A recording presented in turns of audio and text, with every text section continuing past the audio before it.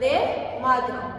તો વિદ્યાર્થી મિત્રો આપણે ચેપ્ટર નંબર 13 વિદ્યુત પ્રવાહની ચુંબકીય અસરની વાત ચાલે છે, બરાબર છે? વિડિયો લેક્ચર જોયા છે નિયમિત હોમવર્ક કરો છો ને? Very good. તો વિદ્યાર્થી મિત્રો આ ચેપ્ટરનો આજે થર્ડ લેક્ચર। આપણે પ્રીવિયસ લેક્ચરની વાત કરી યાની કે સેકન્ડ લેક્ચરની, તો જેની અંદર આપણે જોયું હતું કે જે ચુંબકીય ક્ષેત્ર રેખાઓ છે કઈ રીતે ઉત્પન્ન થાય છે, બરાબર છે? એના વિશે માહિતી મેળવી। આજના લેક્ચરની અંદર ત્યારબાદ છે 13.2 છે કે જો આપણા સિલેબસમાંથી કટ થઈ ગયું છે। તો એના પછીનો જે ટોપિક છે 13.3 કે ચુંબકીય ક્ષેત્રમાં મૂકેલા વિદ્યુત પ્રવાહ ધારિત વાહક પર લાગતું બળ, આપણે આજે સમજવાનું છે।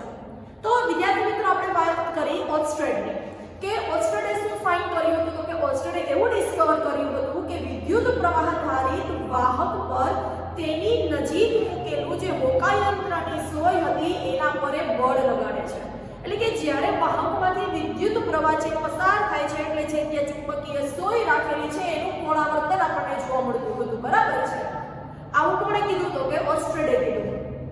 નેક્સ્ટ આગળ બીજા સાયન્ટિસ્ટની વાત કરીએ તો એમ્પિયરે તેનાથી શું કર્યું તો કે ઉલટું। એમ્પિયરે શું કીધું કે એનાથી ઉલટું પણ સાચું હોવું જોઈએ, યાની કે ચુંબક પર પણ સમાન મૂલ્યનું અને વિરુદ્ધ દિશાનું આટલું જ બળ જે છે કે જે વિદ્યુત પ્રવાહ ધારિત વાહક પર લગાડે છે। અને આ પ્રયોગ પરથી પણ સાબિત થયું છે। શું કીધું આપણને? ઓર્સ્ટેડે એવું કીધું કે વિદ્યુત પ્રવાહ ધારિત વાહક પર તેની નજીક આપણે જે સોય મૂકીએ છીએ હોકાયંત્રની, એટલે કે જ્યારે વાહકમાંથી વિદ્યુત પ્રવાહ છે પસાર થાય છે ત્યારે જે સોય છે, જે હોકાયંત્ર રાખેલું છે એની અંદર જે ચુંબકીય સોય છે એનું કોણાવર્તન થાય છે। અને એના પછી એમ્પિયરે શું કીધું કે એનાથી ઉલટું પણ હોવું જોઈએ, એ પણ સાચું હોવું જોઈએ। તો એને એવું કીધું કે ચુંબક પણ સમાન મૂલ્યનું અને વિરુદ્ધ દિશા, શું કહે છે, સમાન મૂલ્ય અને વિરુદ્ધ દિશામાંનું આટલું જ બળ વિદ્યુત પ્રવાહ ધારિત જે વાહક છે એના પર લગાડે છે। તો આમ વિદ્યાર્થી મિત્રો જ્યારે વિદ્યુત પ્રવાહ ધારિત વાહકને આપણે બાહ્ય ચુંબકીય ક્ષેત્રમાં મૂકવામાં આવે છે ત્યારે તેના પર બળ લાગે છે, અને આ સિવાય તેને ચુંબકીય ક્ષેત્રને સમાંતર મૂકવામાં આવે તો વિદ્યાર્થી મિત્રો ચુંબકીય ક્ષેત્રમાં મૂકેલા જે વિદ્યુત પ્રવાહ ધારિત વાહક પર લાગતું બળ એ વિદ્યુત પ્રવાહ ધારિત વાહકના કારણે જે ચુંબકીય ક્ષેત્ર ઉદ્ભવે છે અને જે બાહ્ય ચુંબકીય ક્ષેત્રમાં વાહકને મૂકવામાં આવ્યો છે અને તેમની વચ્ચે શું થતું હોય છે કે આંતરક્રિયાઓ થતી હોય છે, અને આ રીતે શું થતું હોય છે તો કે એ ઉત્પન્ન થતું હોય છે। ફરીથી કહું છું, શું કહે છે કે ચુંબકીય ક્ષેત્રમાં મૂકેલા જે પણ કોઈ વિદ્યુત પ્રવાહ ધારિત વાહક પર જે બળ લાગે છે શેના કારણે લાગે છે તો કે વિદ્યુત પ્રવાહ ધારિત વાહકના કારણે જે ચુંબકીય ક્ષેત્ર ઉદ્ભવે છે, અને ચુંબકીય ક્ષેત્રમાં આપણે શું કરીએ છીએ તો કે વાહકને મૂકવામાં જ આવે છે, વચ્ચે આંતરક્રિયાઓ થતી હોય છે અને એના કારણે ચુંબકીય ક્ષેત્ર જે છે એ ઉત્પન્ન થતું હોય છે। તો વિદ્યાર્થી મિત્રો આપણે એની એક્ટિવિટી કરીને આપણે સાબિત કરવાનું છે કે ચુંબકીય ક્ષેત્રમાં મૂકેલા વિદ્યુત પ્રવાહ ધારિત નાના એલ્યુમિનિયમના સળિયા પર, આપણે અહીંયા શું લીધું છે વાહકને તો કે એલ્યુમિનિયમનો સળિયો, એના પર જે બળ લાગે છે એ જોવાનું છે, એ સમજવાનું છે કઈ રીતે।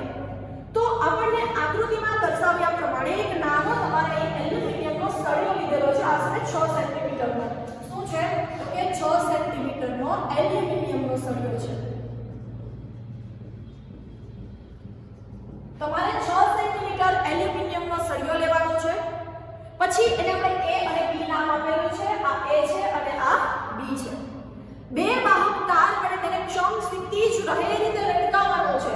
જો આ સળિયો છે એક સમક્ષિતિજ રહે એ રીતે આપણે એને બે વાહક તાર વડે લટકાવેલો એ તમે જોઈ શકો છો। હવે શું કરવાનું? નાળ ચુંબક લીધું છે એટલે કે નાળ જેવો આકાર, બરાબર છે? આ શું છે તો કે નાળ જેવું ચુંબક છે કે એક પ્રબળ નાળ ચુંબકને એવી રીતે ગોઠવો કે સળિયો તેના બે ધ્રુવોની મધ્યમાં રહે। અહીંયા તમે જોઈ શકો છો આ સળિયો છે, બરાબર છે? એના બે ધ્રુવોની મધ્યમાં રહે એવી રીતે તમારે નાળ ચુંબકને અરેન્જ કરવાનું છે। અને એમાં તથા ચુંબકીય ક્ષેત્ર છે ને કઈ દિશામાં મળશે તો કે ઉર્ધ્વ દિશામાં, એટલે કે ઉપરની દિશામાં મળશે। તો આ માટે ઉત્તર ધ્રુવ જે છે કે જે એલ્યુમિનિયમના સળિયાની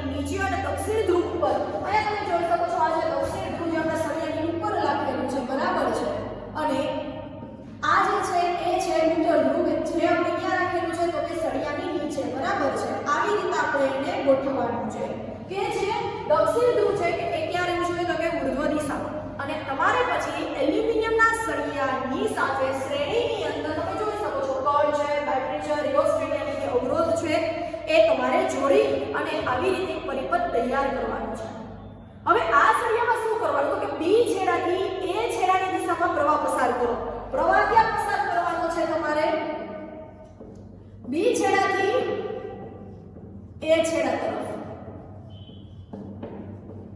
બરાબર છે બી છેડાથી એ છેડા તરફ આવી જોઈ શકો છો તમારે વિદ્યુત પ્રવાહ છે કે જે તમારે પસાર કરવાનો છે હવે તમે જ્યારે બી છેડાથી એ છેડા તરફ વિદ્યુત પ્રવાહ પસાર કરો છો ત્યારે તમે શું ઓબ્ઝર્વ કરો છો તમે શું અવલોકન કરો છો તો સળિયામાં વહેતા હવે તમારે વિદ્યુત પ્રવાહની દિશા ઉલટાવી અને સળિયામાં કઈ સ્થાનાંતર થયું છે કે નહીં એ જોવાનું છે પહેલા તમે બી થી એ તરફ પ્રવાહ પસાર કરો છો તો તમને શું ઓબ્ઝર્વ થયું હવે ત્યારબાદ તમારે સળિયાની દિશા બદલાવી નાખવાની છે ઉલટાવી નાખવાની છે યાની કે એ થી બી તરફ તમે વિદ્યુત પ્રવાહ જ્યારે પસાર કરો છો ત્યારે સળિયાની અંદર કઈ સ્થાનાંતર થયું છે કે નથી થયું એ આપણે ઓબ્ઝર્વ કરવાનું છે સ્થાનાંતર તો એટલે કે એક જગ્યાએથી બીજી જગ્યાએ ખસવું કે તમને એની એ જ દિશા જોવા મળે છે કે એને કઈ સ્થાનાંતર કર્યું છે એ આપણે અહીં નોટ ડાઉન કરવાનું છે હવે વિદ્યાર્થી મિત્રો તમે શિરોલંબ યાની કે અધો દિશામાં ચુંબકના બે ધ્રુવોની અદલાબદલી કરવાની એટલે કે અહીંયા તમે દક્ષિણ ધ્રુવ રાખેલો છે અહીંયા ઉત્તર ધ્રુવ છે બરાબર છે તમે શું કરશો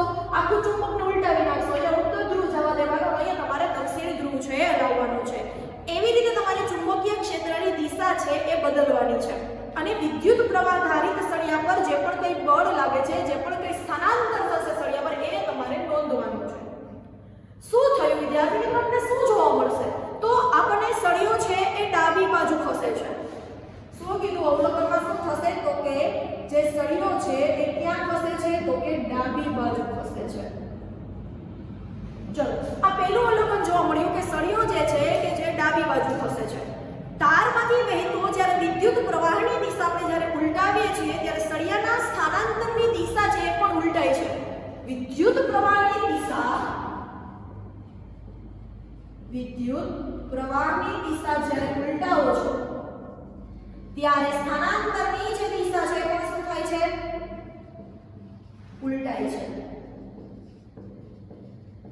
બરાબર એટલે કે જ્યારે વિદ્યુત પ્રવાહની દિશા ઉલટાવતા સળિયાના સ્થાનાંતર અહીંયા કોણ થયેલું હશે વિદ્યાર્થી મિત્રો તો કે સળિયાનું બરાબર એની દિશા પણ શું થશે તો કે ઉલટાય છે અને એ જમણી બાજુ ખસે છે ક્યાં ખસે છે તો કે જમણી બાજુ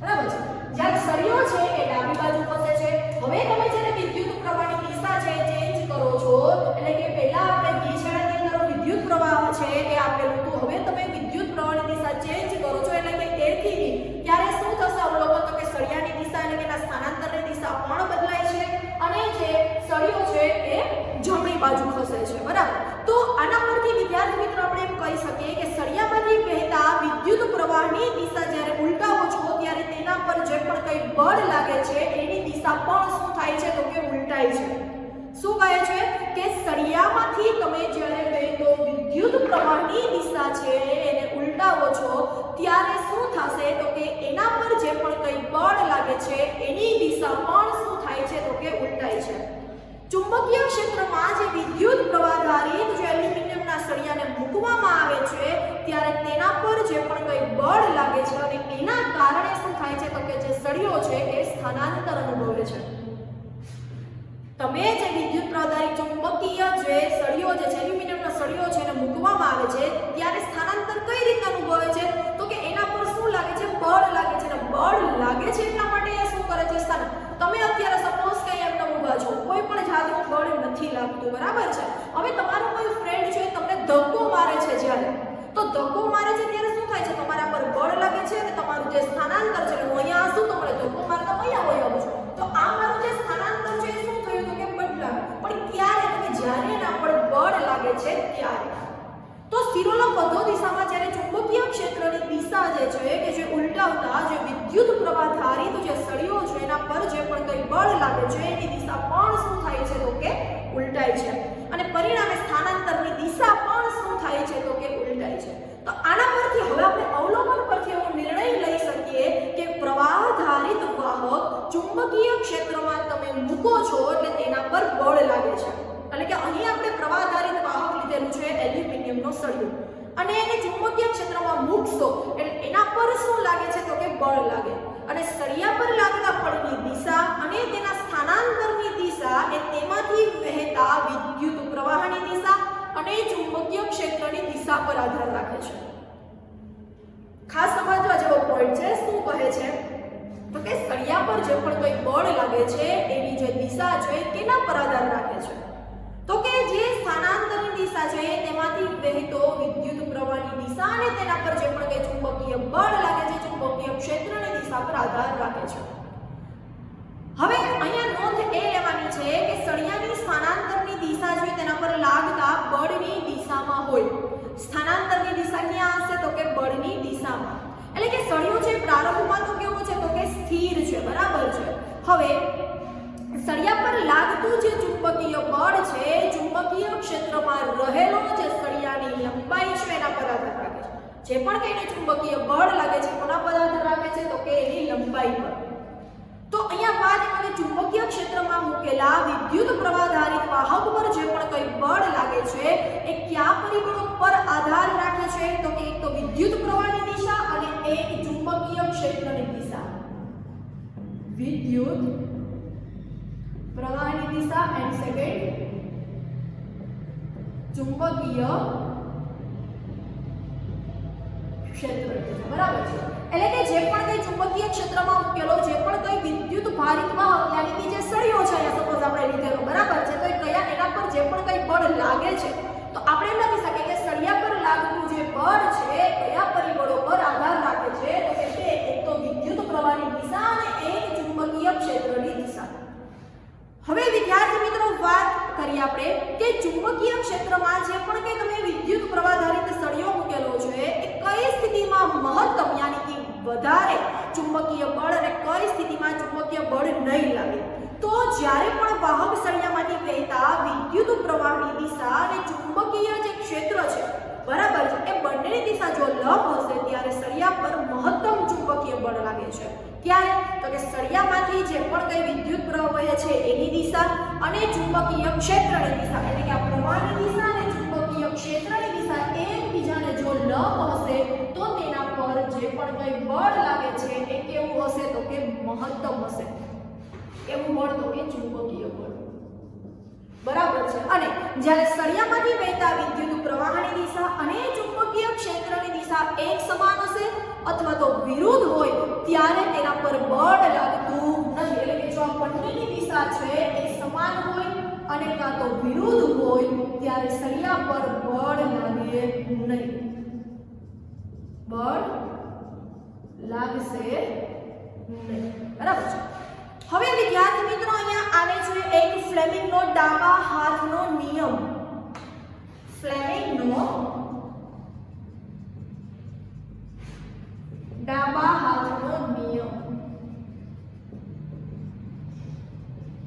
બરાબર છે। ચલો જોઈએ શું કહે છે। તમને એ પૂછાય કે એક સુરેખ વિદ્યુત પ્રવાહ ધારિત વાહકને જ્યારે ચુંબકીય ક્ષેત્રમાં મૂકવામાં આવે છે એટલે કે એવી રીતે મૂકવામાં આવે કે જેથી તેની લંબાઈ ચુંબકીય ક્ષેત્રની દિશાને લંબ હશે તો આ વાહક પર લાગતા બળની દિશા શોધવા માટેના નિયમનું નામ તથા નિયમ જણાવો। તો વિદ્યાર્થી મિત્રો આપેલ પરિસ્થિતિમાં વાહક પર લાગતા બળની દિશા શોધવા માટે આપણે ફ્લેમિંગના ડાબા હાથના નિયમનો ઉપયોગ કરવામાં આવે છે। વાહક પર લાગતા બળની દિશા શોધવા માટે વાહક પર લાગતા બળની દિશા શોધવા માટે આપણે શેનો ઉપયોગ કરીએ છીએ તો કે ફ્લેમિંગના ડાબા હાથનો નિયમ। હવે તમે આકૃતિમાં જોઈ શકો છો, તમને ફ્લેમિંગના ડાબા હાથના નિયમની આકૃતિ બતાવેલી છે। તમારે શું કરવાનું છે કે તમારો જે ડાબા હાથનો અંગૂઠો જે છે અને પ્રથમ આંગળી જે છે, ડાબા હાથનો અંગૂઠો અને તમારી જે પ્રથમ આંગળી છે એમની વચ્ચેની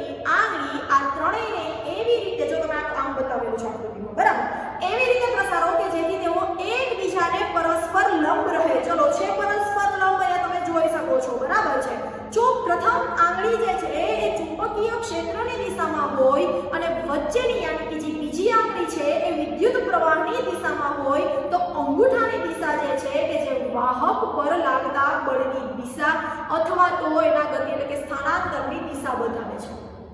ત્યારે જો પ્રથમ આંગળી જે છે ચુંબકીય ક્ષેત્રની દિશામાં હોય અને વચ્ચેની આંગળી છે કે જે વિદ્યુત પ્રવાહની દિશામાં હોય તો તમારા જે અંગૂઠાની જે દિશા છે શું બતાવશે? આપણને જો આવું હોય તો આ આપણને શું બતાવે છે? તો વાહક પર લાગતા બળની દિશા અથવા તો વાહકના ગતિની એટલે કે સ્થાનાંતરની દિશા બતાવે છે। તો આ પ્રયોગો પરથી વિદ્યાર્થી મિત્રો સાબિત થયું કે જો સળિયામાંથી વહેતા વિદ્યુત પ્રવાહની દિશા અને ચુંબકીય ક્ષેત્રની દિશા એટલે કે વિદ્યુત પ્રવાહની દિશા અને ચુંબકીય ક્ષેત્રની દિશા જો પરસ્પર લંબ હશે તો સળિયા પર જે પણ કોઈ બળ લાગે છે એ બળની દિશા એ બંનેને લંબ રૂપે હોય છે। બરાબર છે। હવે વિદ્યુત પ્રવાહધારિત વાહક અને ચુંબકીય ક્ષેત્રનો ઉપયોગ થતા હોય એવા સાધનો કયા છે? તો કે જનરેટર છે, લાઉડ સ્પીકર છે, માઇક્રોફોન છે, માપન કરતા સાધન છે, વિદ્યુત મોટર છે કે આ બધાની અંદર વિદ્યુત પ્રવાહધારિત વાહક અને ચુંબકીય ક્ષેત્રનો ઉપયોગ છે થતો હોય। હવે તમને તમારા પેજ નંબર 231 અને 232 231 અને 232 પર હું પ્રશ્ન આપેલો છે જે તમારે હાથે લખવાના છે શોધીને। બરાબર છે। ન આવડે તો તમે સ્કૂલમાં આવો છો, બરાબર છે, મને પૂછી લેવાનું, બરાબર છે। ચલો હવે 13.4 જે છે વિદ્યુત મોટર, બરાબર છે, 13.5 જે છે વિદ્યુત ચુંબકીય પ્રેરક, 13.6 છે વિદ્યુત જનરેટર। આ બધું તમારા સિલેબસમાંથી એટલે કે એસી ડીસી પાવર આપણે જોઈએ છે બધું તમારે કટ થઈ ગયું છે। બરાબર છે। હવે last topic in this chapter is ઘરેલું વિદ્યુત પરિપથ, એના વિશે આપણે વાત કરવાની છે। તો આજે તમારું આ ચેપ્ટર જે છે એ કમ્પ્લીટ થઈ જશે। બરાબર છે। તો ચલો વિદ્યાર્થી મિત્રો એવું હોય તો સ્ક્રીનશોટ લેવો હોય તો લઈ લેજો, પછી આપણે નેક્સ્ટ વાત કરીએ ઘરેલું વિદ્યુત પરિપથ 13.7। ચલો વિદ્યાર્થી મિત્રો નેક્સ્ટ આપણે વાત કરવાની છે લાસ્ટ ટોપિક 13.7 ઘરેલું વિદ્યુત પરિપથો। બરાબર છે। તો વિદ્યાર્થી મિત્રો જેની અંદર આપણે વાત કરીએ તો ઘરેલું પરિપથોની અંદર કુલ 3 પ્રકારના વાયર છે એ યુઝ થતા હોય છે। રાઈટ? અને તમે બધા આ વાયર છે જોયા હોય છે, ઘણી જગ્યાએ જોયા હોય છે। બરાબર છે। જેની અંદર આપણે વાત કરીએ તો સૌપ્રથમ આવે છે લાઈવ વાયર।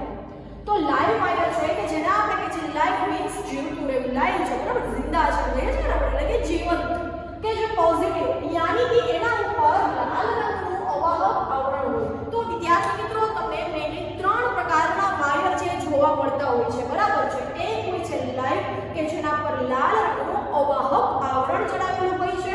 સેકન્ડ છે ન્યુટ્રલ એટલે કે એના પર એક પણ પ્રકારનો ચાર્જ નથી હોતો, યાની કે ન્યુટ્રલ જે ઝીરો છે કે જેના પર કાળા રંગનું અવાહક આવરણ ચડાવેલું હોય છે। અને લાસ્ટ જે છે અર્થિંગ વાયર કે જેના પર લીલા રંગનું આવરણ છે ચડાવેલું હોય છે। તો આવી રીતે ઘરેલું પરિપથની અંદર 3 પ્રકારના વાયરનો ઉપયોગ છે થતો હોય છે।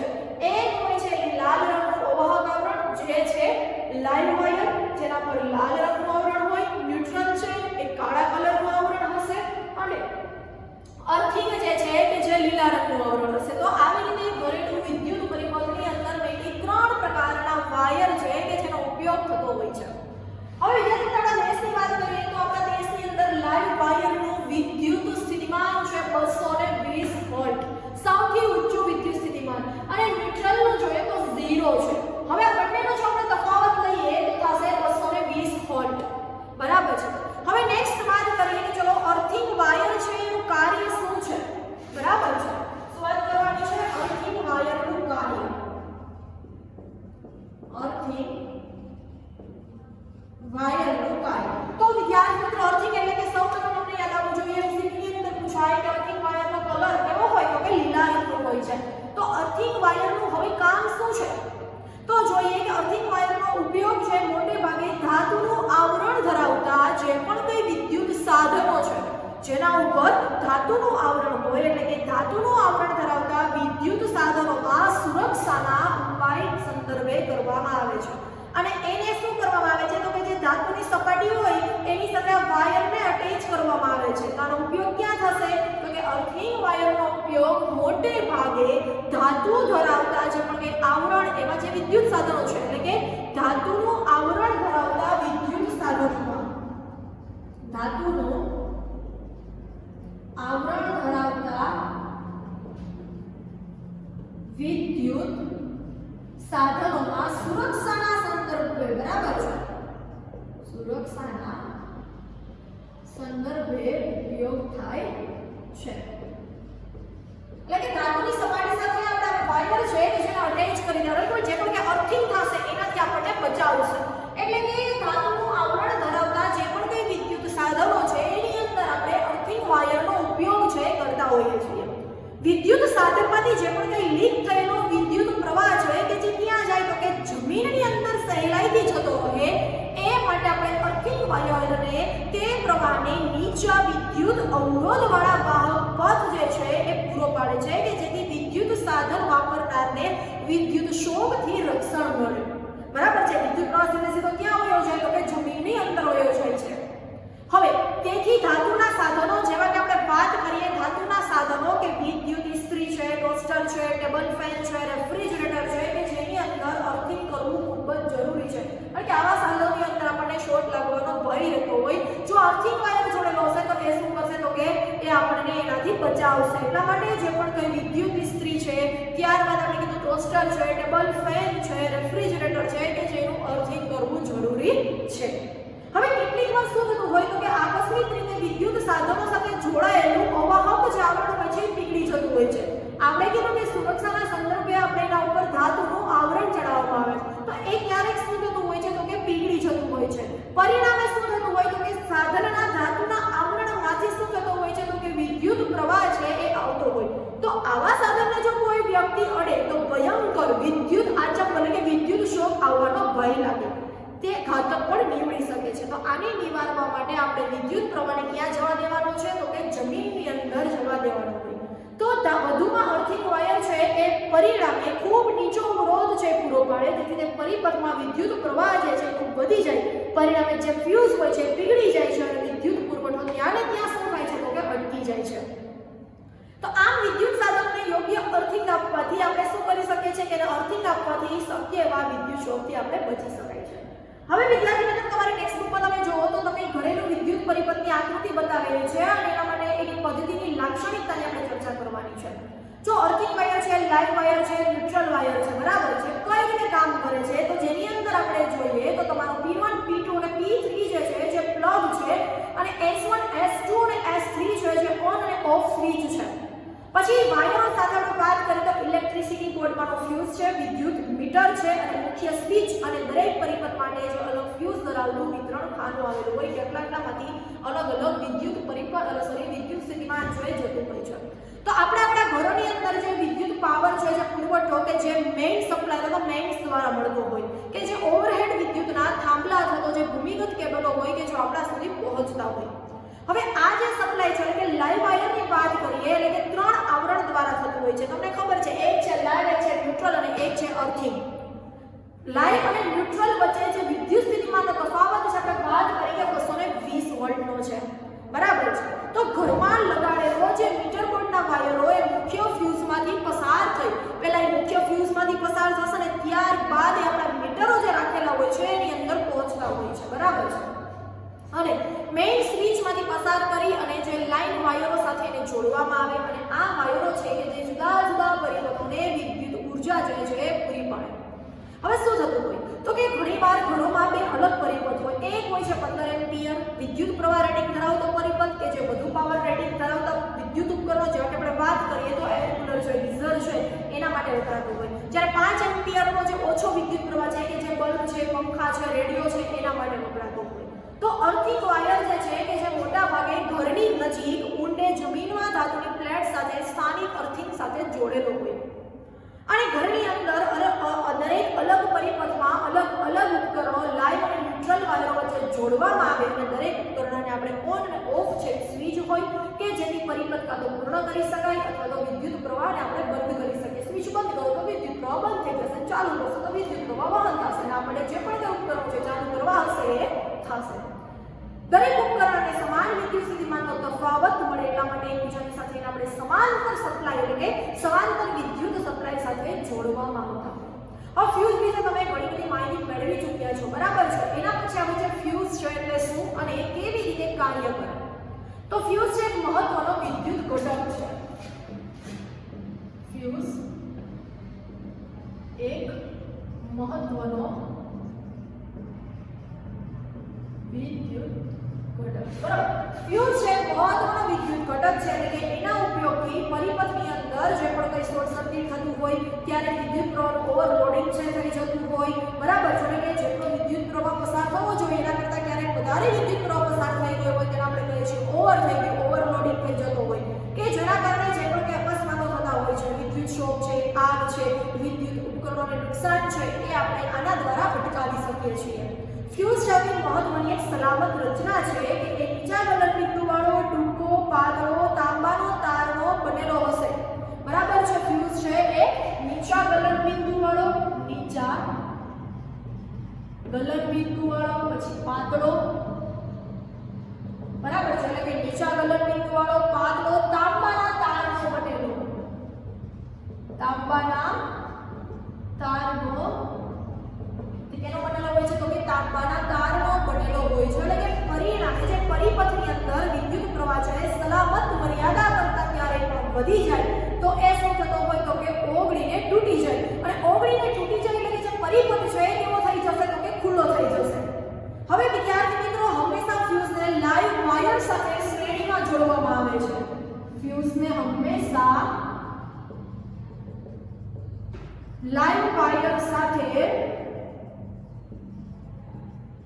શ્રેણીમાં જોડવામાં આવે છે. એના માટે અગત્યના મુદ્દા છે કે ફ્યુઝને હંમેશા લાઈવ વાયર યાની કે પોઝિટિવ જીવંત, બરાબર, એની સાથે આપણે શ્રેણીમાં જોડવામાં આવે છે. ફ્યુઝને હંમેશા પરિપથની શરૂઆતમાં જોડવામાં આવે છે.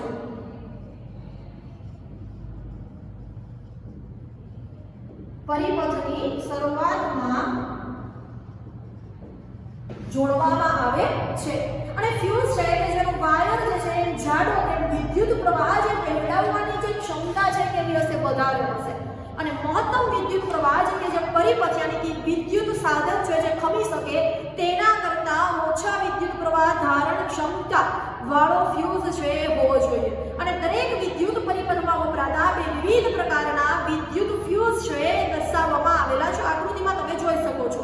અને વિદ્યુત ફ્યુઝના ઉપયોગથી વિદ્યુત પથ અને વિદ્યુત ઉપકરણમાં વહેતો જે અનિચ્છનીય, જે આપણા માટે ઈચ્છનીય નથી, અનિચ્છનીય ઉચ્ચ વિદ્યુત પ્રવાહને આપણે અટકાવી અને સંભવિત નુકસાનથી બચી શકાય છે. અને જૂલ તાપમાનના લીધે ફ્યુઝ છે એ જૂલ હીટિંગના લીધે એ બિગડે અને પરિણામે વિદ્યુત પરિપથની અંદર ભંગાણ છે સર્જે છે. હવે વાત કરીએ કે શોર્ટ સર્કિટ અને ઓવરલોડિંગ વચ્ચેનો તફાવત. શોર્ટ સર્કિટિંગ અને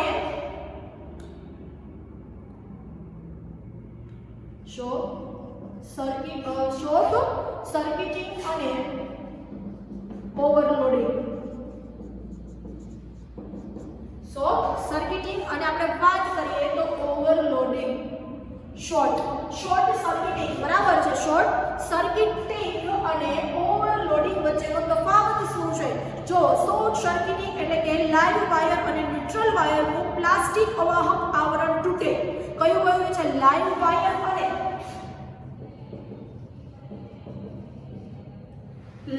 વાયર અને ન્યુટ્રલ વાયર, બરાબર છે.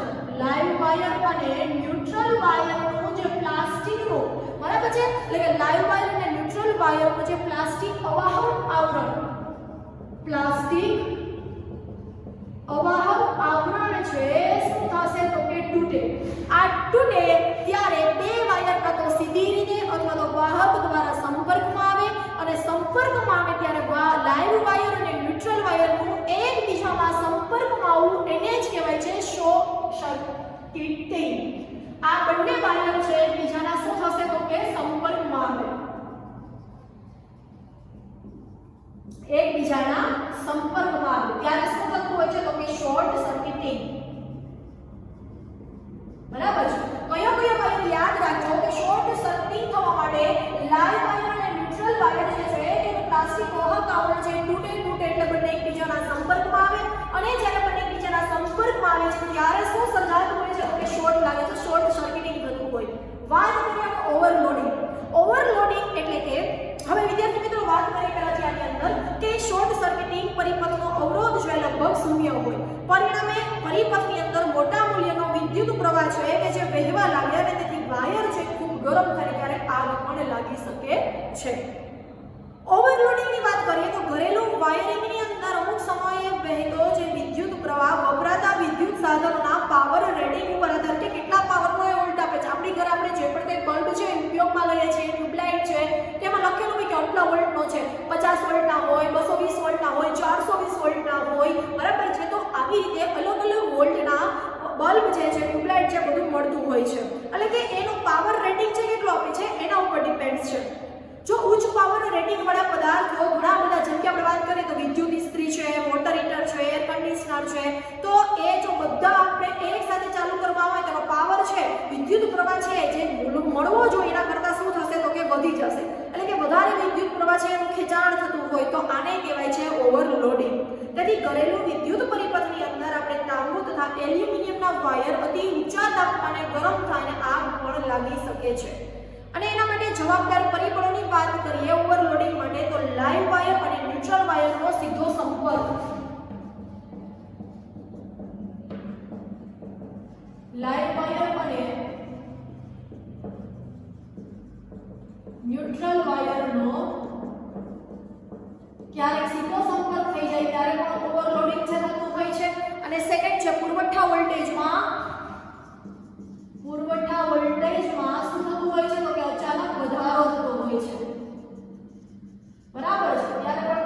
ત્યારે કેવું બનતું હોય કે આપણે વિદ્યુત પ્રવાહ જે વધારે પાવર રેટિંગ વાળા સાધનો છે એકવાર આપણે જો ઉપયોગમાં લઈએ તો એને જેટલો વિદ્યુત પ્રવાહ મળવો જોઈએ જે રેટિંગ એના કરતાં વધી જશે ત્યારે શું થતું હોય છે તો કે ઓવરલોડિંગ છે થતું હોય છે. તો એના માટે જવાબદાર 3 પરિબળો છે. એક છે લાઇવ વાયર અને ન્યુટ્રલ વાયરનો સીધો સંપર્ક. સેકન્ડ છે પુરવઠા વોલ્ટેજની અંદર અચાનક જ શું થાય છે તો કે વધારો થાય છે. એન્ડ થર્ડ વન કે એક જ સોકેટમાં ઘણા બધા વિદ્યુત ઉપકરણો જોડવા અને તેમનો એક સામનો ઉપયોગ કરવો. એક જ સોકેટમાં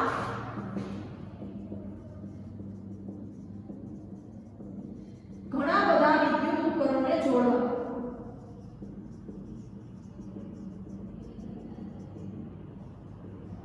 બરાબર.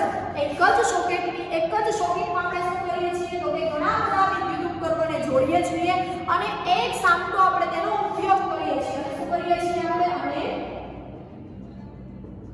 એક સામટો તેનો ઉપયોગ કરીએ છીએ ત્યારે ઓવરલોડિંગ છે થતું હોય તો તમને જવાબદાર પરિબળો પણ એક્ઝામની અંદર પૂછાઈ શકે. એના પછી જે છે એ છે તમારા ટેક્સ્ટબુકની અંદર પેજ નંબર 238 238 પર પ્રશ્નના જવાબ જે તમારે હોમવર્કમાં લખીને આવવાના છે. બરાબર છે. તો અહીંયા આપણું જે ચેપ્ટર છે એ કમ્પ્લીટ થાય છે. હવે આ જે ક્લાસ લેક્ચર હશે એના પછી હું તમને એના સ્વાધ્યાયના જે પણ કંઈ પ્રશ્ન છે એ તમને હોમવર્કમાં આપીશ. પહેલા તમારે આખું ચેપ્ટર વ્યવસ્થિત તૈયાર કરવાનું. પછી તમારે જેટલા એમાંથી તમને મોઢે આવડે છે એ તમે લખો. ના આવડે તો તમે જે લિંક મોકલેલી છે એની અંદર તૈયાર કરી અને ત્યારબાદ તમારી નોટબુકની અંદર તમારે લખવાના રહેશે. તો આ હતો આપણું ચેપ્ટર નંબર 30 વિદ્યુત પ્રવાહની ચુંબકીય અસરો. હવે બે ચેપ્ટર છે બાકી છે, પર્યાવરણ ઉર્જાના સ્ત્રોતો અને એક લાસ્ટ છે કેમેસ્ટ્રીનું ચેપ્ટર નંબર 5. બરાબર છે. તો હવે આપણે કેમેસ્ટ્રીનું જે ચેપ્ટર નંબર 5 છે એ ચાલુ કરીશું. તો ચલો વિદ્યાર્થી મિત્રો નેક્સ્ટ લેક્ચરની અંદર ફરી મળીશું. Stay home, stay safe. Thank you. જય શ્રી કૃષ્ણ.